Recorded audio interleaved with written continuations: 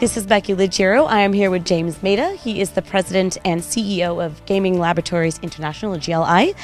And we were talking about opportunities in tribal gaming in America. And what do you think are the biggest opportunities available right now for the gaming industry? I think there are 228 gaming tribes. It's a huge market. There's more machines in Indian country than in non-Indian country.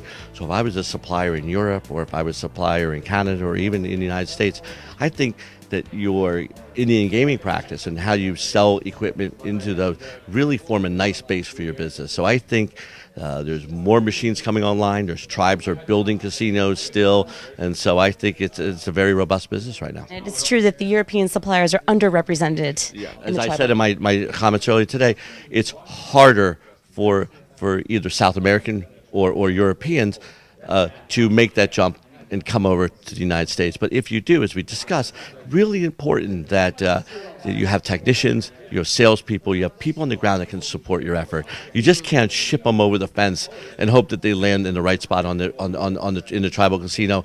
You have to be licensed. You have to conform to technical standards. And there's a lot of things and a lot of detail that you have to pay attention to. But at the end of the day, it's well worth it. And you mentioned that it's a lot of the European suppliers aren't making the jump.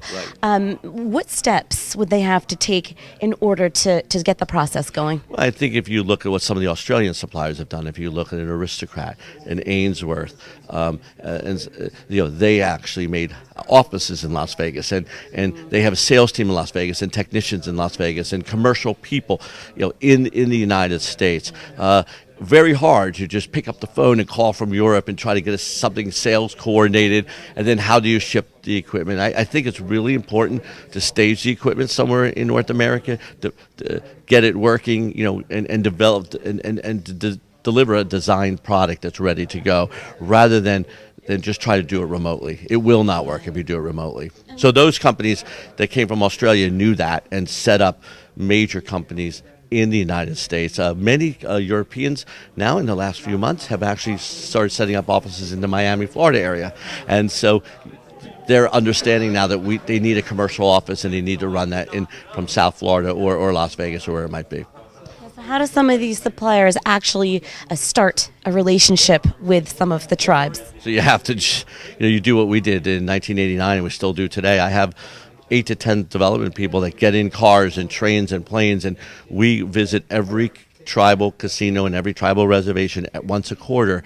And if you're unwilling to get out there and visit and understand what's on the casino floor and understand the players and the actors and the tribal people and what's important for each area, if you're unwilling to do that, you shouldn't start. So it's really a lot of what we call dashboard time. You just have to drive from tribe to tribe, casino to casino.